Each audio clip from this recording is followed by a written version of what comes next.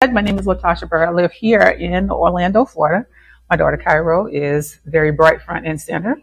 And she's probably in here because she thinks she's going to share the stage with me, but not tonight.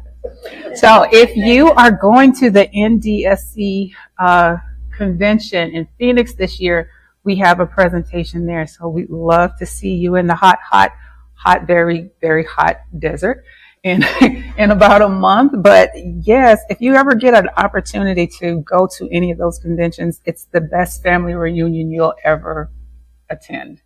It's very, very good in the fact that there's so much information. There's such a great repository of knowledge there from parents, just like myself, to doctors, therapists. You know, we run the whole gamut of people that we touch on a daily basis because of those ones that we love.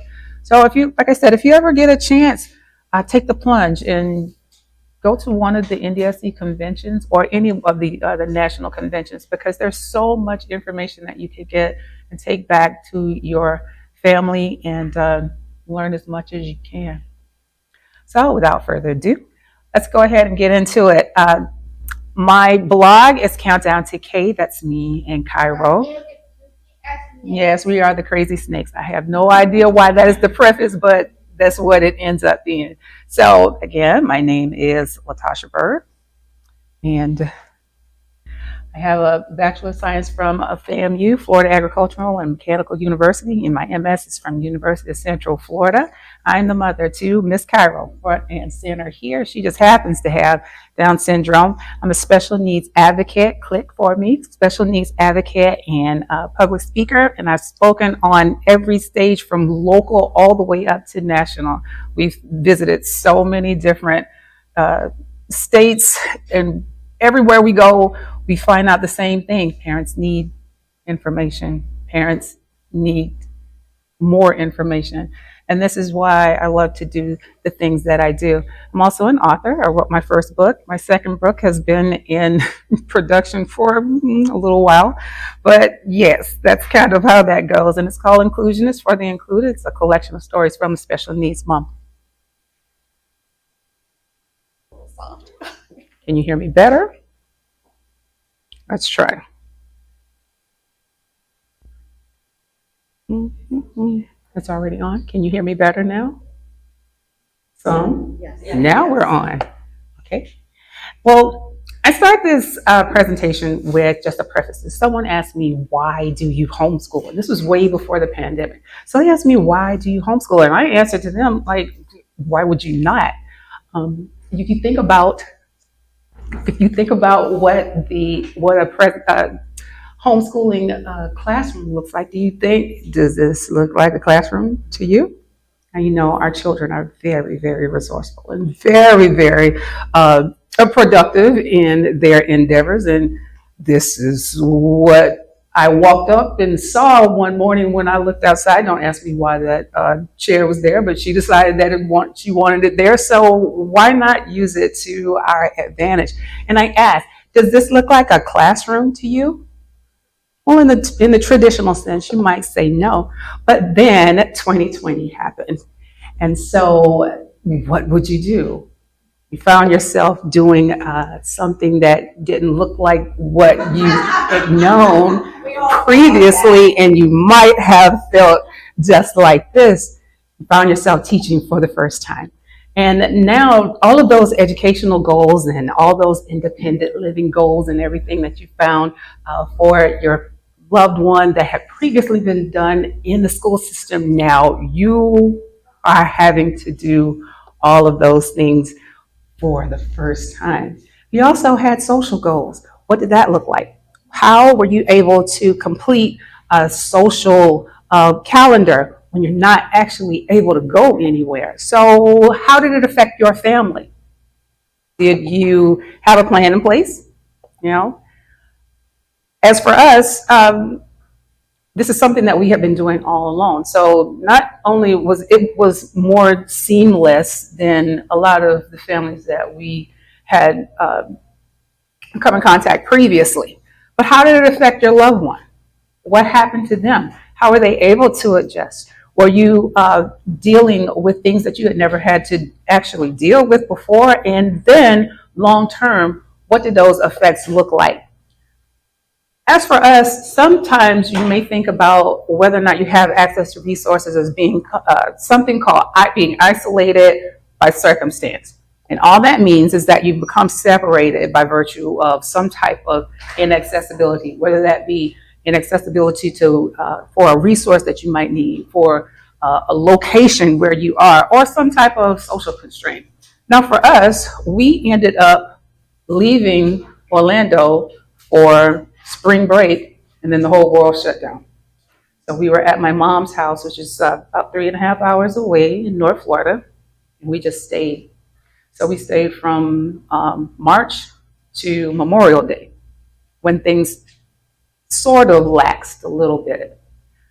But everybody didn't have that type of ability. So when you say you're isolated by circumstance, this means that if you are set apart, or there's a resource that you need, or any other those type of things that happen to you that just you're in just the not great grasp of it. This is what I mean by being isolated by circumstance. Robin. So when we think in terms of what 2020 taught us about education, we thought in terms of, what does it actually look like? We had to rethink what education looked like, not only for our parents that had children with special needs, but for other parents as well. Everyone was basically feeling like what we did. This is the first time that the whole world understood what it felt like to be a special needs parent. Because right now, everyone has some type of deficit, some type of offset, some type of issue that they are dealing with in their own family. So it doesn't matter what your education looks like, whether you go to public school, to private school, if you're in high school, elementary, you have little ones. If they are working on a post-secondary school or trade school or even a day program, these are the things that you have to be cognizant of as to what education look like if you are suddenly thrust into a place where you have to teach your child yourself. Think in terms of what society will tell you each time. So societal perceptions are one of the things that actually really come to the forefront. And these are ways of regarding or interpreting different things. How do you think about things? How do you see these things? How do other people view you? All of these circumstances coming together to produce a type of mental impression. What does it think? What do you think? How does this come to fruition for you for all of those things? And often they become norms. You hear the adage, so a man thinks, so is he. These things become embedded in your psyche. And they can either be deemed as acceptable or unacceptable. And in any one of those instances, being an advocate for your loved one plays a key role. So what we're going to do is erase a little bit of the guilt. Let's change the narrative as to what this will look like in terms of societal perceptions, being acceptable or unacceptable, and how we will get our children taught in the manner that they have been taught. So, see a couple of pictures here. We took a field trip to Alabama for a classroom extension, if you will, before the pandemic hit. And so these were some of the things that we were able to do because we could do a module at home and then, hit the road and find out where these things actually did happen. And looking at these pictures, you see we traveled along the Civil Heritage Trail, went to Montgomery, and we visited the Rosa Parks Library and Museum for Children. And we traced some of those things. And you can see she was small. She was about 8 years old. But that was a great time. But these were the things that we were able to do previously, because then we had free reign to kind of move about the cabin as we would have needed. But after that, we came upon a reason, a way of thinking that had to be changed and flipped up on its head. So, one of the things we came up with as a family, and me as a consultant, was an at home IEP. We had IEPs for school, but no one ever thought about what teaching all of these things look like for a family at home. So an at-home IEP is what we came up with. And it creates an outline and it helps those families to be able to reach those performative goals, independence goals, social goals as well, and also learning those developmental skills. And we presented this at at the convention last year, and people just thought about, okay, well, why didn't I think of that before? And someone helped me make an IEP for my home. So with our blog, these are the things that we decided to try to share with other families and help them to understand that you can use a creative mindset to take every instance, every circumstance, every place that you go to be able to use the world as a classroom for your loved one. We would review all of the learning styles that the children would have and take those learning styles, excuse me, and take those learning styles and gather all the materials that we would deem necessary, and then set our location, rinse and repeat, rinse and repeat. Very, very, very simple. You know your family, you know your child better than anyone else. You know the things that makes them tick, you know the things that they like, you definitely know the things that they don't like, but then you want to get ready to learn. It's just, let's get set, let's go. So today we're going to do a little bit of hands-on, if you will. I'm going to show you how to do all of these things that we've been talking about previously and adapt them for your loved one in your situation. So keep going. Keep going. One more. One more. Okay, so this is a disclaimer. Have to put the disclaimer out to say, so all the pictures and everything, these are us. It's not necessarily a constitute an endorsement or advertisement for me or Cairo. I have to put that in there because we stand on national stages and people say, oh, you're advertising for Lucky Charms. No, I'm not. So all of these videos, if you would need to use them, please contact us and we will give you written consent and go from there. So the first thing you want to do when you get ready to write an IEP for your family is observation. That's number one. Key thing is observation. So we're going to do a quick little activity. If everyone has some paper, I did put some pens and everything on our table. So if you would, please. So when I said, you're endorsing Lucky Charms, well, no, I'm not. But we actually are going to look at this Lucky Charms box. So if you are able to see this box, might be a little bit small, but think in terms of what kind of lesson you can create just from a Lucky Charms box. And Robin, if you would, there's a little icon in the very bottom. If you could click that for me, Robin. Mm-hmm. No, go back, go back, go back, go back, go back. Go back. All right, so there's a little button over in the lower left. It looks like no, go down. The next one. No, go forward. Forward. Forward. Forward. Okay, go back. Go back. Okay, so in the very lower left, you'll see an icon that looks like a speaker. Can you click that? I'm going to give you guys a couple of seconds to look at and press that, and the music should play.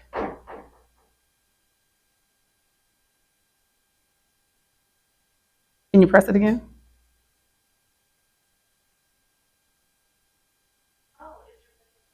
Yes. Okay, go up to the icon. Go up, no, the icon in the lower left. No, go back. Okay, when you click that, when you go to the icon, thing is going to pop up. No, go down, lower left. There you go, and hit the icon. Hover over the icon. No, it looks like a speaker. It's great. Okay, now move over to the side and click the music.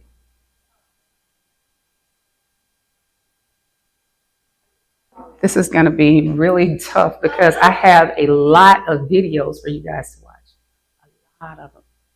Okay, so what we want to do is think in terms of what activities you can make to um, make from this box. So go ahead and click forward. So I know, how many did you get? Yeah, go ahead and advance because I got a lot. I have a lot more.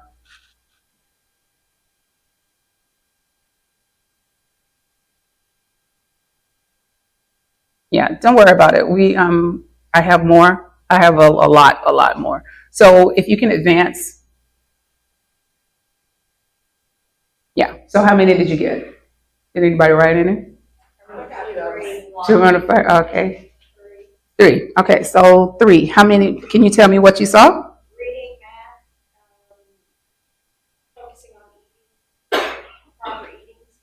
Okay. Anyone else? The colors. Yes. Anyone? Very good. All right. Can you advance for us?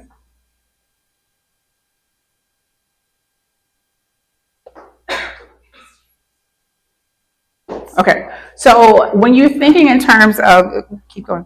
So when you're thinking in terms of making a lesson, you want to make sure that you are using all of those different types of items, especially the things that you know that you like. My daughter likes cereal, and one of the reasons that we use those boxes is because the boxes have activities on the back. The boxes are sturdy enough that she doesn't destroy them, and the boxes have in things that she's interested in. So if you think in terms of number one, high frequency words. Number two, high intensity colors.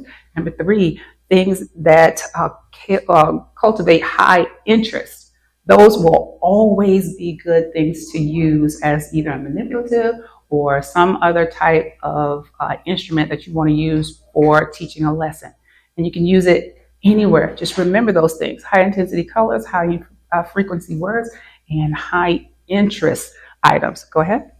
So you want to identify the target activities and assess what their interests are. What are the major motivators? What are the things that make them tick? What are the things that they like?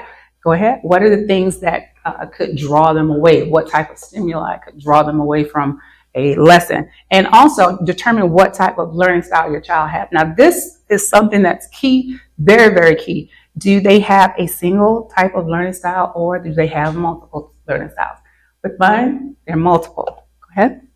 And one thing I also want you to be cognizant of is being able to parent in the present, because what happens today, whatever worked for the day, might not previously work. What was previously something that worked for you might not work again today.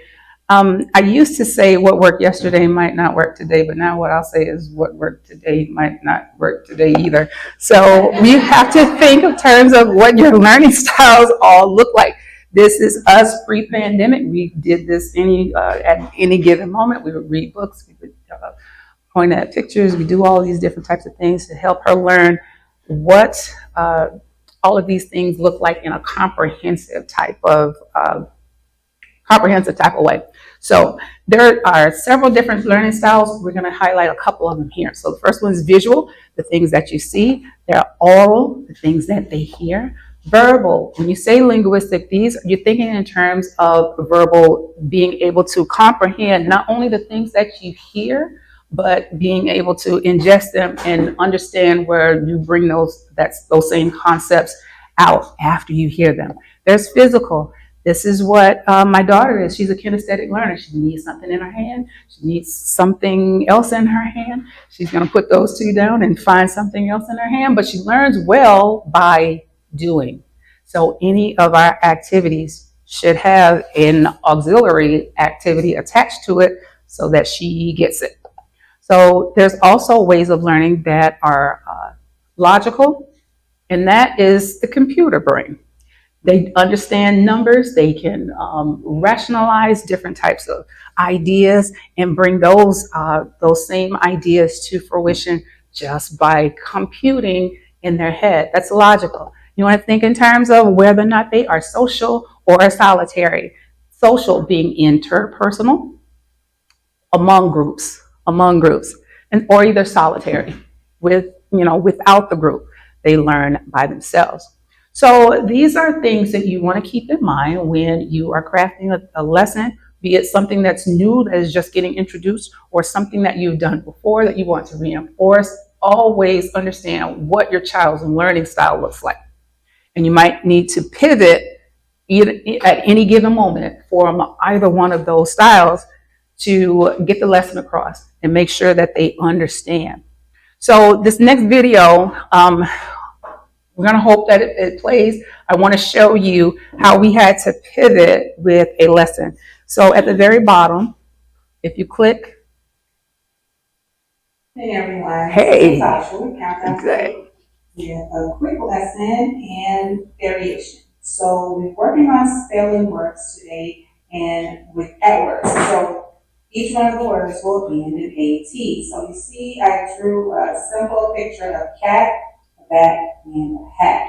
So since my daughter was having a hard time sitting down today, I decided to do her lessons in stations rather than to have them just one sitting on the desk and me right across from her. So what I did was use some of these letters that I have, the magnetic letters for the refrigerator, and just put a couple here, and some stickers on just a basic plain sheet of paper, and one sticky note, and a fat pencil. So we started with the bigger Ticonderoga, moved over, did the same thing here with fat stickers on a plain sheet of paper, put that together on a sticky note, and a smaller pencil. So we step down, making her having to use those skills that we learned in OT. So this one I use a basic sheet, just a regular sheet of paper. Here with the H and the A already in place, and a crayon for her to put in the last sound. And this hat is just basically her little hat. And move over to this station where she would have to put in the beginning sounds. So that's a spelling lesson with variation that you can do very simple. Use any materials that you have at home. You don't have to go out and purchase a whole lot of things. Just use whatever you have, and there you have it. So for those who might not be able to sit, use 3 stations and work at it that way. Alrighty, this is LaTaasha with Round Up the Cake. We'll see you soon. So you can see we used a lot of different things in one. It was so simple. Three sight words. 3. That's it. 3 sight words. We got a spelling lesson done. She understood how to do rhyming. So we did the spelling. We did rhyming. She couldn't sit down, so we did a whole lesson in centers. So she could move from one station to the next.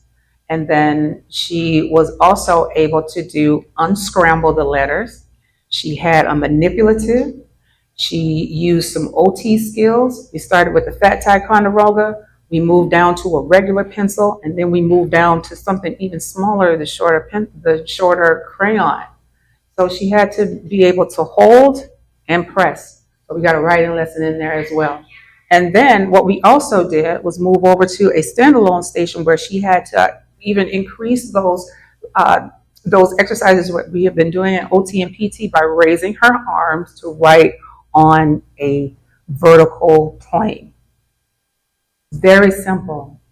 It was the magnetic letters from the refrigerator and a piece of paper and some crayons. But it's the mindset to be able to visualize what it is that you might need to do and what you might need to teach, and make it in a way that they don't realize that you are actually teaching them so that they are able to get the lesson done. So when you're thinking in terms of teaching a lesson, you want to choose a primary goal. So here you see her making her bed, This is one of the things that we had to learn. I wanted to teach her how to do some life skills, and this is now her chore. I don't make her bed anymore. Sometimes the corners aren't tucked perfectly, but those are your perfectly untucked corners. It belongs to her. This is her job. I wash them sometimes. She can wash her own clothes. But this is something that we wanted to do to make sure that she understood, and that was our primary goal. So think in terms, again, of all of those things that we talked about: having performance goals, independence goals, social goals, and also using those developmental skills that we would need to hone in and practice for our loved ones. So remember, I was telling you that my daughter is a kinesthetic learner. You can maximize on your visuals. Remember, we said what? High intensity colors. You see this worksheet? She'll do this worksheet because it's got color. You know, it's got a very appealing visual stance. It has manipulatives. We got pop cubes here to reinforce what it is that she's learning on the page. You know why? Because she needs something in her hand. She needs something in her other hand. And putting these reinforce this same concept. Also high interest items. So she likes to hold those things. And because they're in different colors and everything, she can change, and she understands, the rule 10 and all of these different types of things. So this is what we do. It's two worksheets and some manipulatives. Get it done. And it's simple. It's simple, but it's just a mindset shift. We want to think in terms of maybe one of your performance goals was writing practice. Now we know that our children always need OT. And fine motor skills are one of those things that we will work on continuously throughout their life. And the pencil grasp is one of those things that we are continually working on as well. As they get older, they need to sign their names. So we want to make sure that we have ideas and things at home to help them learn how to do that, because our goal is independence. I want her to be my baby, but my baby is not going to always be my baby. She's going to be independent, and she's going to have to sign her own name, and mom isn't going to be there all the time. I hate it, but it's necessary. So think in terms of what stages would we have to hit to be able to get her to do these things, and the pencil grasp is one of those things. So it's just being able to do this. The little bird, beep, beep, beep, beep. But for those who have low motor tone, low muscle tone, and have problems with fine motor skills, this isn't always the easiest thing to do. And to be able to grasp a pencil and use all of those fingers in concert unison to put enough pressure on the paper to write letters that are legible, to understand what your signature looks like, is a life skill that's totally needed. So you're going to think about what practice would look like for a pencil grasp. And it's not always what you think writing would look like. So if you need writing practice, yes, you may use a piece of paper, you may use pen, pencil, fat pencil, Ticonderoga, you may use markers, you may use all of these different things. But think in terms of what the pencil grasp looked like if you used money. So if you click the link, let's see if we can get the video to come up. Lesson. Oops. Right here. Up. What's that? And. What does it say? Up. Alright, let's do the letters. E. I. A. See what she did? She said PLA play. C. I. C. A. What's that? O. A. P. Alright. Plastic. Plastic. Wrap. Black. Alright. So you got your numbers? Yes. What's your numbers? 20. 200. 200. Alright. 200. So what do? We did some sight birds. We found them in the store. It is hot in Orlando, but the store has air conditioning. So we would walk down the shelves, and if I spot a sight word, we play I Spy. I spy your sight words up, up. We learned a different, we learned the abbreviations, the and. So up and up. We did the numbers. She saw 20, she made the connection, that's 20. Now she knows 200 is 200. So this is one of the ways that we did a lesson in the cool of Target. So there's another one on the other side. You want to try that one? Okay, there you go. Yay! What's this one here? What? Can you tell me what? Okay, show me what's there. Mm-hmm. What else? What else? What else? Any more numbers? 13. Good. 14. Good. 15. 15. And what else? 18. All right. So this was the mailbox. There's a mailbox. So we look at the numbers on the mailbox. We count them in succession. They're up high. We can hold up our hands so that she has to use all those muscles. That's PT. That counts as PT, and I'm standing on that. So these are all the things that we did for her to learn. She's also learning to use the key, but I didn't add that part into the presentation. But it's a math lesson. You recognize the numbers, and you recognize them in something that's everyday, something that is useful, that you are always using. So there's a daily activity list. If you go back to the presentation. We also use a daily activity list for math practice as well. So if she does her chores, she gets a number assigned to, there you go, and click back to.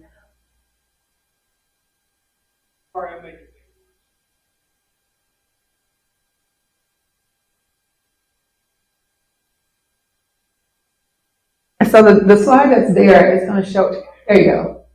Okay, so the next one. Yeah, so there's a daily activity list. And this, I found a template online and kind of added in some things that I thought were, good for her. So there's different things like, you make your bed, you take out the trash, you do all of these different little things that would necessarily be chores, things that she'd have to do anyway. Some things have a higher value because they're more difficult. Some things are, fairly easy. So when you rack up 100 points, then we get to do something. But you got to count to 100, and you have to do the activity. So all of these were different math lessons that we used with just a daily activity list for things that she was going to do anyway. But we had to figure out how to do a little different type of reward system, because she figured out what had the highest numbers so that she would do them over and over and over and over again, so that she could rack up and get to the 100. So we left the 100 and we had to go, okay, now you got to get to like 500 now. So she wasn't happy about that, but she figures, okay, well, if I can do these different things, then this is the way that I can go do the fun activity. And usually the fun activity was go to Cheesecake Factory and said, this is costing me a little bit more than what I had planned. I just want you to learn how to do the math. But hey, yeah, they learn that she's a master manipulator, this little one, she is. Yes, ma'am. Oh, I probably have to send it to you because it's an old picture and we don't use this as much anymore. But if you give me your contact info, I'll find it and send you some info. Okay. All right. Yes. Yeah, it was just an easy little daily list. Let me see if I can go back on here. But it was just the little things that she did on a regular anyway. So there's things like taking out the trash and cleaning her room, and there's a take out the recycle, all of those different little things, sweep the floor, use the dustpan, stuff like that. And then when she learned how to do more tasks, we made the list a little bit more difficult. But it worked out. So it was on Monday. It goes from Monday all the way to Sunday, and every day, if you did something, you can tally up your points at the end of the week and see how many points you have. And yeah, we gotta go to brunch. So yeah, because it's whenever you got to 100 points. Yeah, whenever you got to 100 points, this is what that was your reward. But she really was headed to the 100 points. And, she was getting the 100 points so fast that, okay, we got to figure out some other kind of way to do this because now you work in the system. Okay, so go to the next one.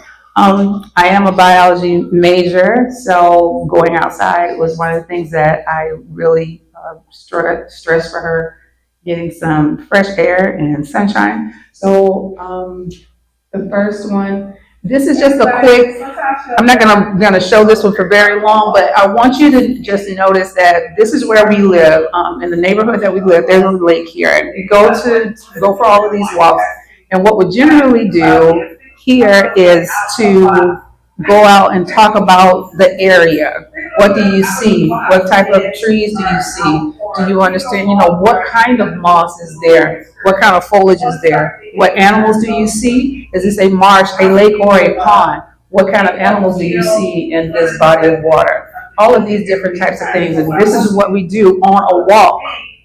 And she doesn't realize that she's doing anything learning-wise because we're just out for a walk, having a talk, and learning about all of these different types of things in nature. So you can stop that one, yeah.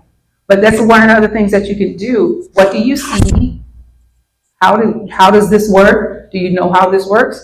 And then you just kind of go from there. Okay, so if you click the one at the bottom. Over here. Yeah, this is one. Yeah, go ahead. Tell me what kind of it is. And this is kind of funny. Hallelujah. So play that again. I don't think you kind of heard what she was saying. We had gone for a walk and I'll show you what the tree was. Yeah, go ahead. Tell me what kind of it is. Hallelujah. So yes, so these are the things that we do. Okay, and you can advance it. There you go. Advance the slide for me. So she learned a different tree. So this was kind of like right along the time, the first picture that I showed, well, the previous picture when she was doing the presentation. This was her presentation on living and non-living things. So they were doing this module in school, and I asked her teachers, like, can you help her do a presentation? She can do it. She can advance her slides. She knows how to do all of these different things. So tell me how many slides to put on here and I'll help her do it. And then she worked on it and she did the presentation on Friday. So this is what the presentation kind of looked like. I helped her with this, but she took the pictures and told me what goes on the slide. This is supported decision making. She did all the work. I was just the hands for her. So go ahead and click through. She took these pictures, and this is what they ended up looking like. She said, her name's LaTaasha Byrd. She's going to show you some pictures that she took around the house. So keep going. So it's a turkey. Turkey is a living thing. So that's her giraffe, and it's a non-living thing. Plant outside. And she said the plant is a living thing. There's another flower. Flower's a living thing. This is our truck coming up. Yeah, there's a truck. This is their truck. Truck is a non-living thing. And then she had a couple more, but I just wanted to show you these are things that you can do. This is a simple PowerPoint. It wasn't very much to it. And then if you advance, this is what she had to do. Present to mom. So when it's presentation time, and put your kids front and center. Let them be the star and teach you. So that'll show you whether or not they actually, whether or not they learned it. This is something she eats this up for, breakfast, lunch, and dinner. She's happy to be able to show that she has learned something, and she wants to teach you, show you that, hey, I did learn all of this. So advance. We took a field trip. Field trip just happened to be in Costa Rica. But we took a trip to the rainforest. And what do we find in that rainforest? Whole lot of things. Yeah, so me being a science nerd, I let her go free rein. She found the tour guide and just decided that he was her tour guide. And they looked for different things. They found different types of living systems. And she had a ball on this field trip. So every time now she tells me she went to Costa America. Yep. So go to the next one. So this is a quick activity I want to show you how to do for your loved ones. So if you are working on, different little modules or whatever, this is a very, very simple Google slide that you can do with your loved one. So we were working on a civil rights module. Remember when we I showed you the picture where we went to Alabama? Okay, so what we taught her, because it was the Rosa Parks Children's Museum, I teach her about Rosa Parks. So we found some information, and if you go back up to the very top of that, this is what we came up with. You can do this. Find pictures, very, very simple, break it down to where they can understand. So the first one said, this is Miss Rosa Parks, and just scroll up, scroll. Okay, so she sat on the bus in a certain place. She was asked to move. She did not move. What do you notice about this sentence or this description? Very complete, very, very simple. Those are high frequency words. What do you see? Sat, conjunction, on, the, in, place, was, she, did, not. You got it? You see where I'm going? You can do that. You can. I know you can do it. So go to the next slide. Oh, I'm sorry. Go to the next one. This is another picture. Ms. Rosa Parks was arrested because she did not move. Very simple. Very simple. To the point. You don't have to add all of the, the flowery portions. This is what access points does for your children in public school. What it's supposed to do. Supposed to do. Okay, keep going. You scroll up. It's another picture. When Miss Rosa Parks was arrested, the police made a copy of her fingerprints. Keep going.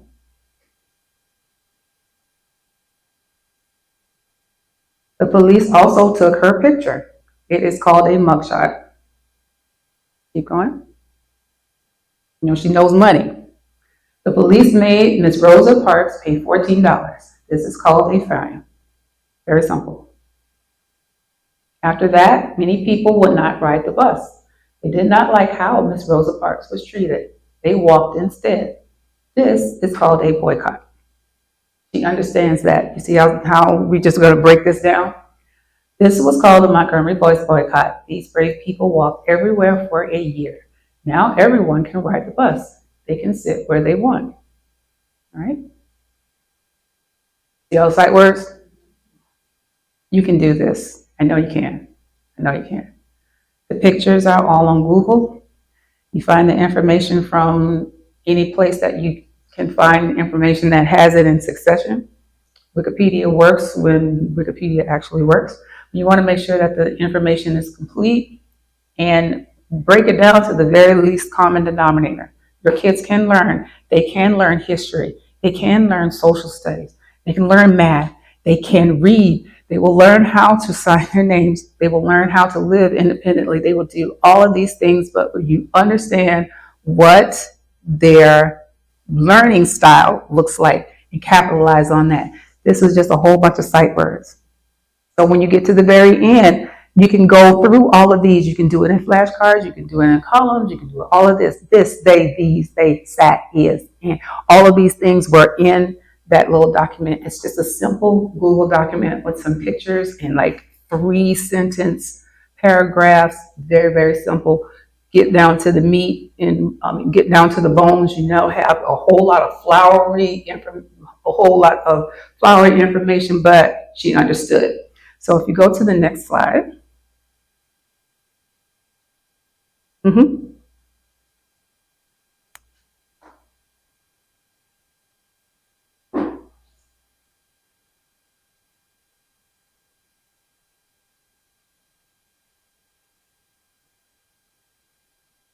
So the next slide is going to show you where we went back to. I'm going to show you back. There we go. So when we learned that, we did that, and that's when this was our field trip. So now we're going to put some action to the things that we learned. Okay? And so if you keep going, The next one, if you click that one, then you'll see where we went. Who was that? Right. Miss Rosa Parks.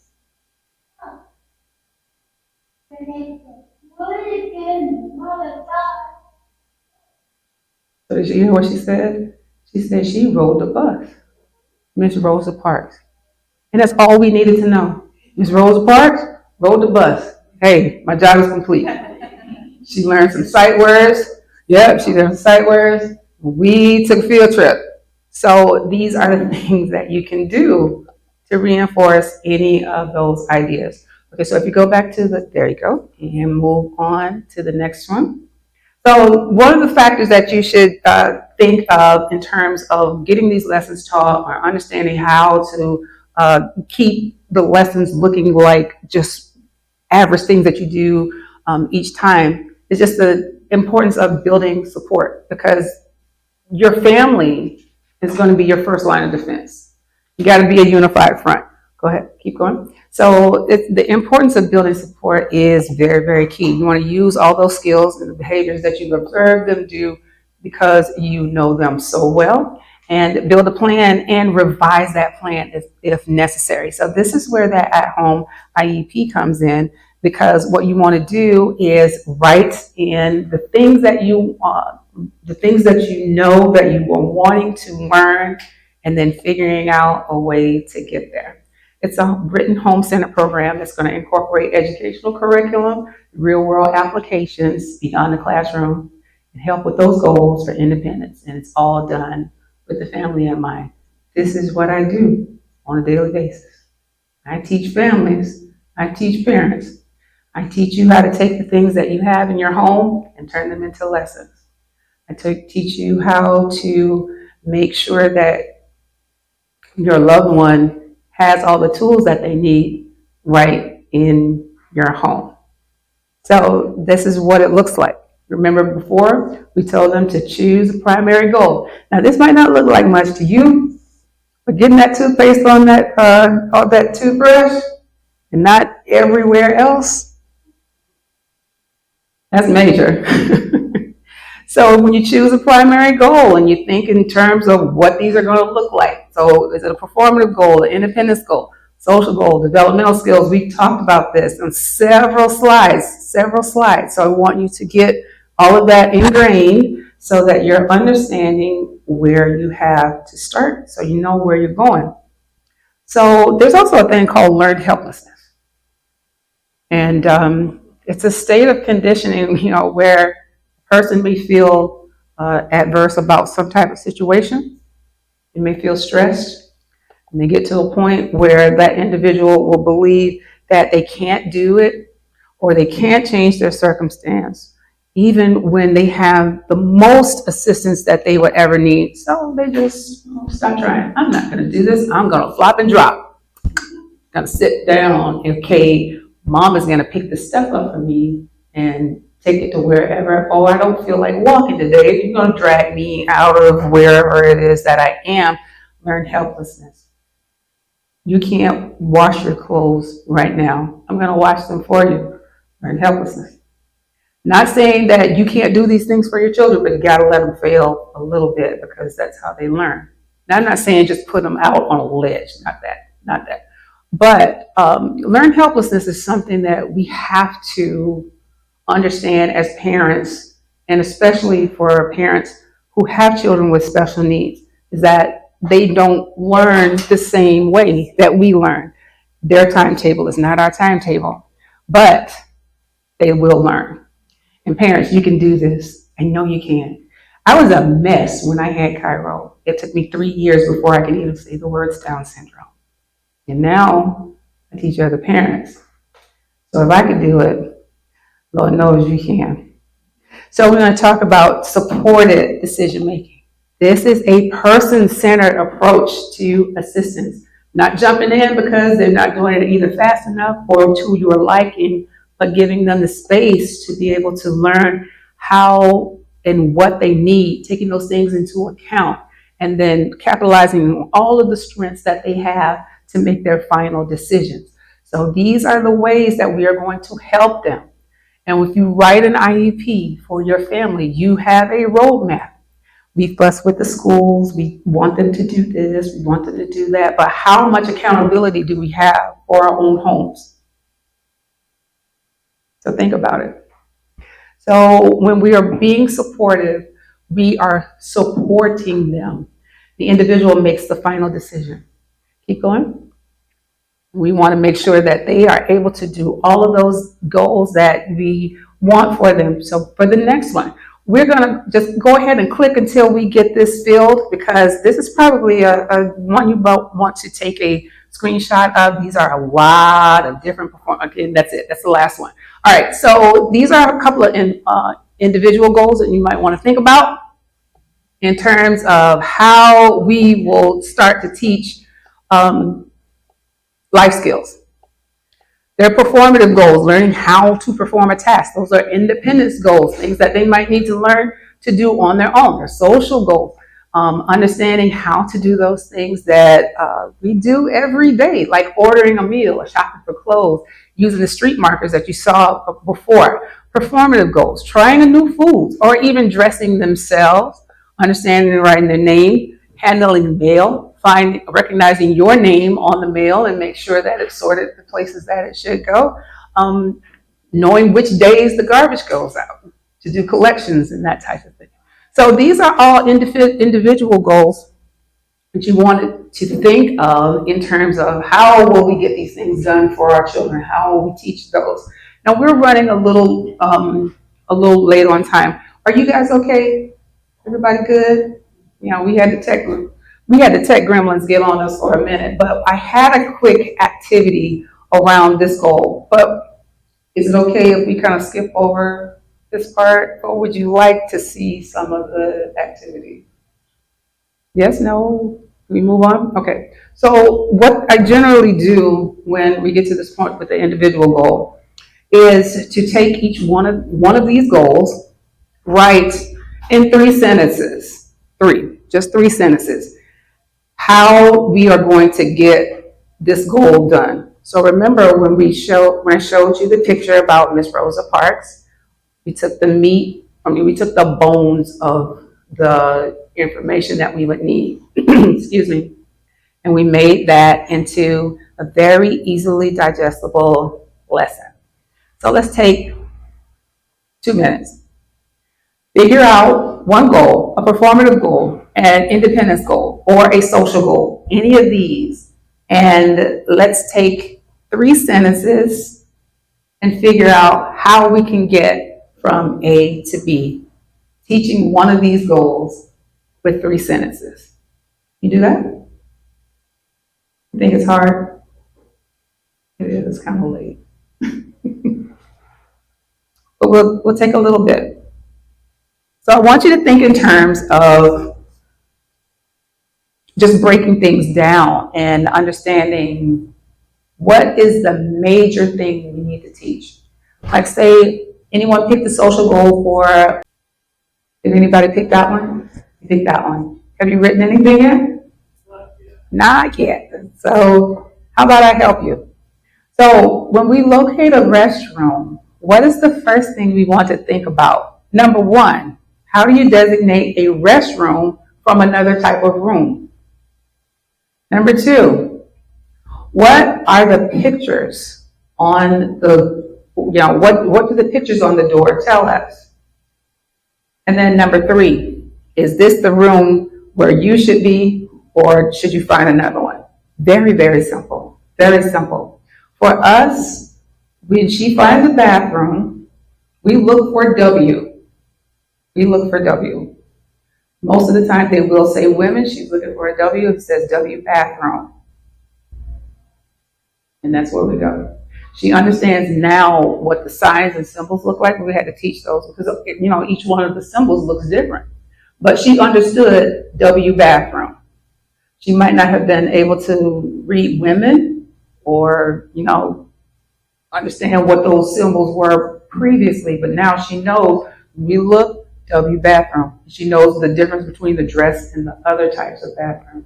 So when you're teaching a goal, when you're having a goal, think in terms of how you can teach this goal with the least amount of frivolousness. If you can do it in 3 sentences, that's good.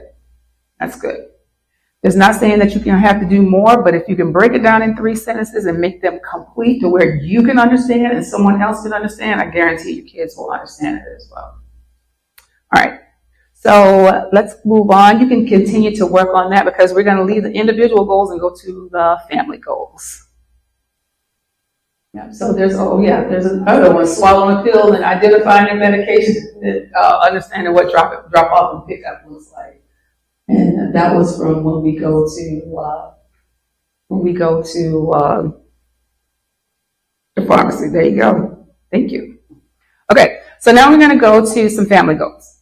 So we're still working along the lines of supported decision making.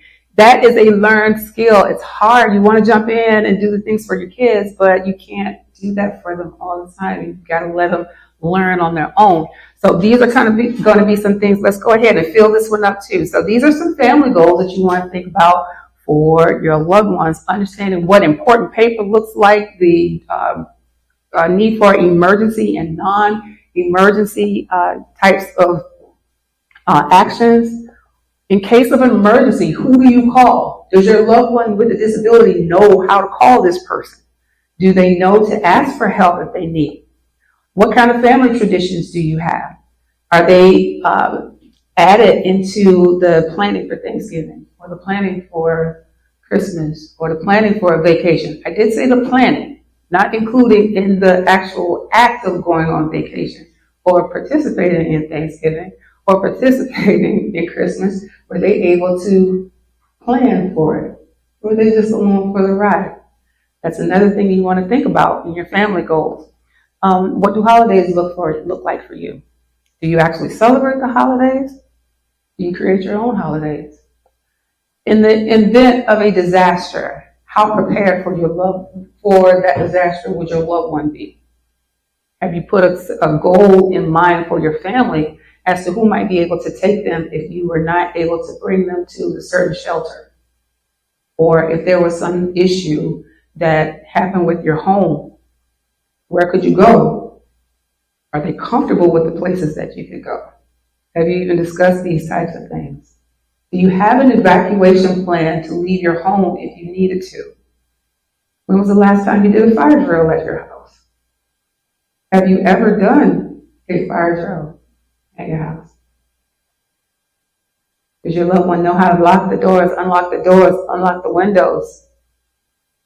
Has your loved one climbed out of those said unlocked doors and windows? Have the cops ever been called to your house because your loved one has crawled out of a window or an unlocked door? Don't ask me how I know. And do you have a choice of an advocate in such case that you were not able to make those decisions for your loved one? That was a whole weighted slide, but it was intended that way to make you think. We talk about education. We talk about all of these other different things, learning to live independently, do all of these things that we would have them to learn. But in the end, do you have someone that could step in your stead if you were unable to do all of those things that we talked about previously? The education goes far beyond reading, writing, and arithmetic. It goes far beyond learning history and social studies and being a biology nerd like me. So all of these things are things that you probably want to think about if you hadn't previously. And it's not to say that they don't hold as much weight, but these are the things that we have to learn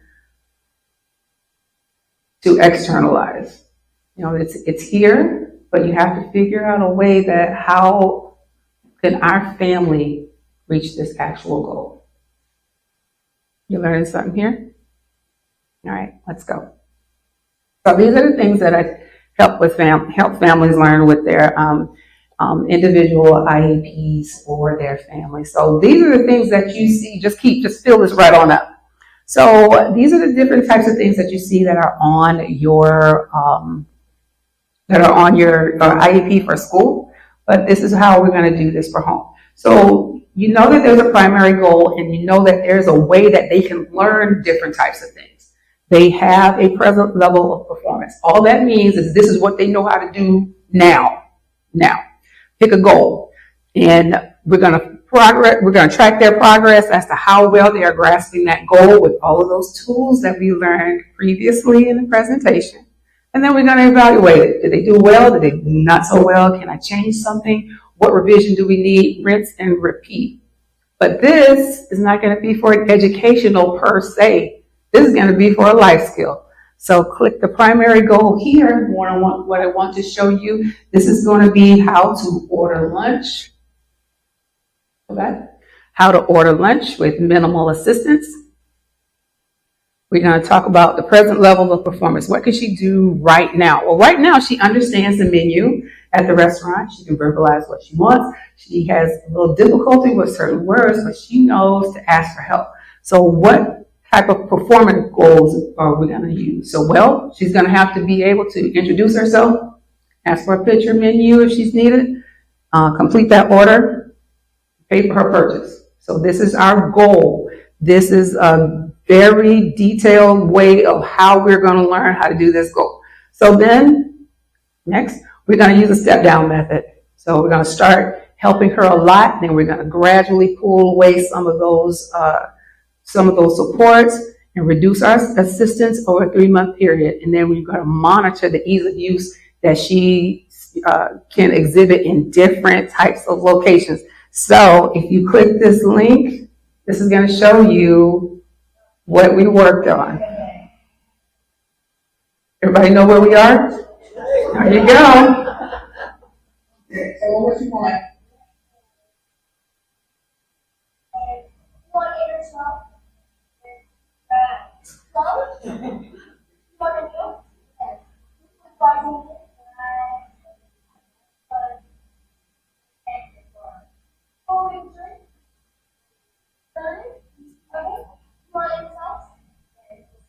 Watch this.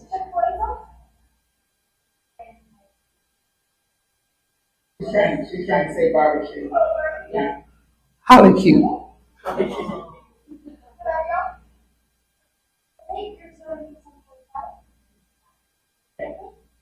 right. Thank you. Okay, so she did it. It took a little while. That wasn't the first time. That wasn't the 20th time, but yes. Now, when she goes to Chick-fil-A, she does her own ordering. She loves Cheesecake Factory. She does her own ordering. I don't do any of this for her. She might have problems with some of the sentences or being able, other people, to understand her. Sometimes I need to understand her, but yes, she can do it. But we took a plan and we put it on paper and we worked on it as a family. Well, I'm the family. It's just us. But you get the gist. You get the gist of it. You can do this. I know that you can. So we go back. No, we're not going to go on the road trip. So these are the ways that I showed. I have a couple of other ones, but we're not going to go through all of that. So the next one was going to be to prepare a simple meal. Just go ahead and fill that in. It's the same thing, understanding what they can do now, understanding what a performative goal looks like, progress tracking, and then evaluating and having some type of assessment of what it is that they've done. This might be a quick one. You can try it. Try the one on the right. Yeah. She's going to cook. Yeah. You're going to make her breakfast. Yeah. She wanted this griddle. Okay. And so she wanted this griddle really bad. So I made her go to Lowe's. She saw it in Lowe's. We made a goal to learn how to purchase this. I didn't pick it up for her. She got her own cart. She remembered where it was in the store. She wanted that griddle really, really bad. So she learned how to do all of these different things so that she could get that griddle. Because the griddle had a picture of the breakfast on the outside, but now the breakfast doesn't actually come in the griddle. You got to make the breakfast. So now we had to learn all the different steps. And now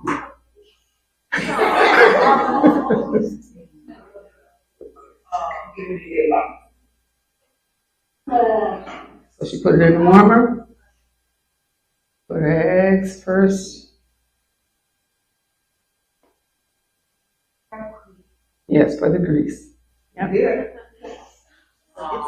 Yeah. So yeah. An at-home IEP. All it is a way to learn how to do all of these things that they would like to do in a step-by-step basis. I'm telling you, you can do it. You can do it. There's one more. If we go to the next. Turn around the other way. Yes, that's a cast iron skillet. Yes, that grease is very, very hot. Yes, she's frying fish. I'm behind her, but yeah, she's doing it. When you see the knockers in her hair, she was only about 8 then. But you know, what do you notice? She's got a manipulative. She got something in both of her hands. Remember? Yeah, it's hot. So she got to learn how to use both of those. And she could use a spatula and she could use a knife. Put it together. Oh, you broke that one. It's okay though. All right. Yeah. So that's my little chef. Yeah, I'm saving money in her AOL account now for Lick Hoard on Blue. So these are just all of the things that, like I said, make a plan, start step by step, make it simple, understanding the way that they learn, capitalize on everything that works for them. And all of this will work for you as well. So there's another one about washing a load of clothes, but we've already done that one. So, oh, well, there he is. Okay. So this was a picture that we saw a little bit earlier. So she sorts her clothes. She was happy about it. Yeah, she's happy about all of these different things. I let her do it. I mean, yeah, it's okay. That was probably it. Because the thing about it was to measure the actual, the pour, to be able to pour. So I didn't want her to pour all of the gain out, but these were the things that she did, and it works out for us because she wants to do these things. She want to get her numbers so that she can go do the activity, and she's getting 100. Now I had to move it. You got to get to 1,000 now, so we can do all of these things. So with all of that being said, learning their learning style. Understanding what your child's learning style is, understanding what those major motivators are, the things that they like, using high intensity colors, using high frequency words, using things of items of high interest, all of those different things added in. You can learn how to teach your child anything in any instance with any types of circumstances. Everywhere you go is a teachable place. Everywhere you go is a classroom. So I showed this picture at the beginning of the presentation. So I said, does this look like a classroom? So right now, absolutely. Absolutely. Keep going. Absolutely. It's a change in the mindset. And you can do it. I did it. I know you can. I know you can. We didn't have a gate. There's no fail safe for us. There's no way of saying, okay, get somebody else to do it. No, because I am the somebody else to do it. There's nobody but us, our family of 2. We had to figure it out. Mom's not going to be here forever. You're going to have to learn how to do these things on your own. You can do it. Positive reinforcement for your child and positive reinforcement for you too. I believe in you because if I'm telling you, if I could do it, I know you can. I know you can. We're in a church, so I got one little scripture for you. Where there's a lack of vision, the people perish. Write the vision. Make it plain. That's it. That's it. Write the vision. Make it plain. Make it plain.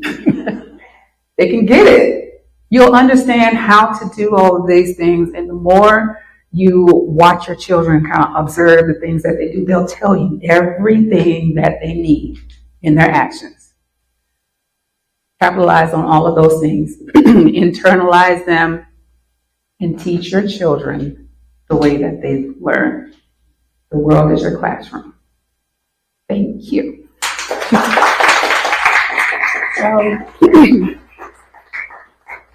So these are just a couple of little adages I'll give you. It's just saying, embrace the unconventional. We talk about a lot of different things today, and understanding what learning looks like, and changing that narrative.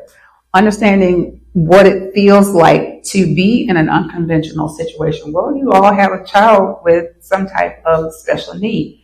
That's about as unconventional as they get. So don't be afraid, to go against the grain, shake things up, do something different, and go from there. Keep an open mind and find the support that you need, and also be supportive. Be supportive. And, family is where you find it. And don't be ashamed or don't feel disheartened if you don't learn how to do something, because, we don't come here knowing how to do everything. Our whole lives are opportunities to learn. Each day we have an opportunity to learn something. But all you have to do is take your time and be consistent. And I hope today that even with the tech gremlins, you have learned a whole lot, and you can take these ideas back to your loved one, teach your family, and have a full unit be able to teach your loved ones. I believe in you. I know you can do it. And if you don't feel like you are able to, you can scan this code and send me an email. But very, very simply, I'm very accessible. If you need help, I'm available for coaching, and I'm also available just for support, because we all need each other. We're all family. And you have to be able to lean on people when you falter a little. So all of these different things, these are ways to be able to get in touch with me outside of today's presentation. I really hope that this information resonates in some part with each one of you, and that you can take all of these things back to your family and say, hey, I learned a technique today. Let's try this as a unit, and go from there. So the first one I did say, I'm sorry, I said the email. The first one was the coaching. This one is the email. So we're very, very accessible. We are Countdown to K. I have some cards and whatnot here. Try to put a little bit of things on the tables if you wanted to take a couple of notes.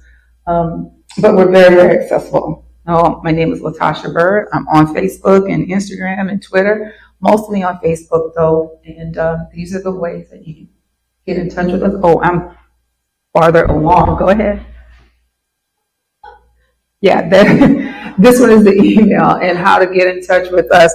All of the Instagram, all the social media accounts say Countdown to K, and our blog is Countdown to K too. So I'm in the process right now of revamping the full blog. So after the convention, we're gonna have nice little surprises going on here.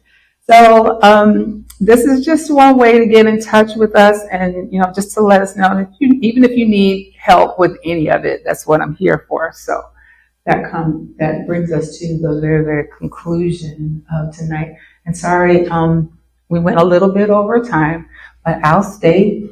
And if you have questions or anything like that, I'll make myself available for you. I want to thank the foundation for sponsoring this tonight. And I hope really that I don't want to sound like a broken record, but I really hope that the information that our family has already tread through helps you with your journey. There's no roadmap. There's no manual. We learn by doing, and every day we get a chance to do it again. And each one of those instances is a teachable moment. So learning what you can and trying to absorb as much information as you can is paramount, and it doesn't stop. It's going to be for the full life of your loved one with special needs. And when we embrace those differences and understand how we can make them work for us, that makes all of our families just that much better.